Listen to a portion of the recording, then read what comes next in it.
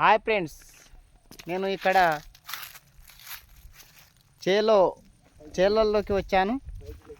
ఒక రైతు దగ్గరికి మరి ఈ పత్తి పంట గురించి అడగడానికి వచ్చిన. మరి ఆయన ఇగో పత్తి కాయలు తెంపి చేసిండు. మరి ఈ విధంగా ఎందుకు చేసిండు మనం ఆయన మాటల ద్వారా తెలుసుకుందాం.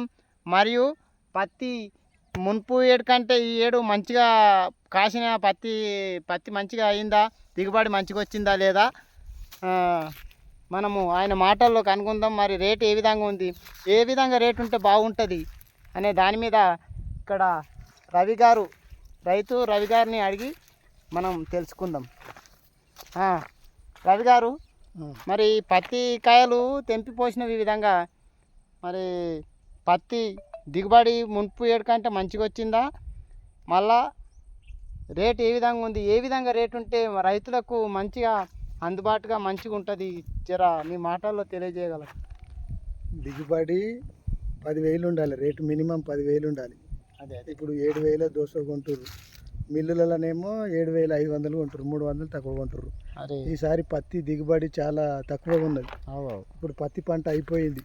ఈ కాయలు ఎందుకు తెంపేసినామంటే ఇప్పుడు వేరే పంట వేయనీకి ఈ గిన్నె కాయలు ఉన్నాయి కదా చేనులో, ఈ కాయలు ఇంకెందుకు అని చెప్పి కొద్ది కాయలు తీసేసి వేరే పంట వేద్దామని ఆరవలసిన మీద. దిగుబడి అయితే చాలా తక్కువగా ఉంది. మున్పు కంటే ఎన్ని ప్యాకెట్లు పెడితే ఎంత పత్తి వెళ్తున్నది? ప్యాకెట్కి మినిమం 6-7 క్వింటాలు వెళ్తుండే, ఇప్పుడు 2-3 క్వింటాలు వెళ్తుంది అంతే. దిగుబడి వర్షాకాలం ఎక్కువై మందులు కొట్టనీయలేదు, మందులు వేయలేదు. వర్షాకాలం ఎక్కువై దిగుబడి చాలా తక్కువ ఉన్నది. సరే, ఈ విధంగా రైతుల పరిస్థితి అనేది ఈ విధంగా ఉంది ఫ్రెండ్స్. ఇక మనం కూడా రైతులకు ఏ విధంగా దీనికి పందులు కూడా తగులుతాయి కదా. దీనికి పందులు తగలకుండా ఏం చేస్తామంటే ఇక తిమ్మెట ప్యాకెట్ ఉంది కదా, ఈ తిమ్మెట ఏం చేస్తామంటే చుట్టూ రౌండ్ ఆపేస్తాం అన్నట్టు. అవి దీని వాసనకు ఈ కాయలను కూడా తినకుండా ఉంటాయి. ప్రతి పంటకు పందుల బిడద ఎక్కువైంది. మెయిన్ పందుల బిడద ఎక్కువైంది, ప్రతి పంటను నాశనం చేస్తున్నాయి పందులు. ఏ పంట అనేది కదా, కంది ఏది ఉన్నాయో ఎట్లా కంది ఇంత మంచిగా కాసింది, మొత్తం పందులే నాశనం చేస్తున్నాయి కంది పంట. చూడండి ఫ్రెండ్స్, రైతు ఆపద ఏ విధంగా ఉందో ఒకసారి చూడండి. పత్తి పంట అయినా కంది పంట అయినా పందుల బెడద మరియు సరి అయిన పంటకు ఎంత పెట్టుబడి పెట్టినా దిగుబడి కూడా సరిగా అందడం లేదు.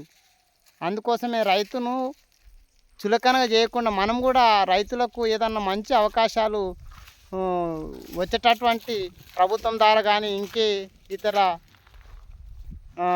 సంస్థల ద్వారా కానీ రైతులకు మంచి సహకారం అందేటట్లు కృషి చేయాలి అని నేను కోరుకుంటున్నా ఫ్రెండ్స్. కామెంట్ ద్వారా, లైక్ ద్వారా, షేర్ ద్వారా మీ యొక్క అభిప్రాయం కూడా తెలియజేయాలని కోరుకుంటున్నా. Okay friends.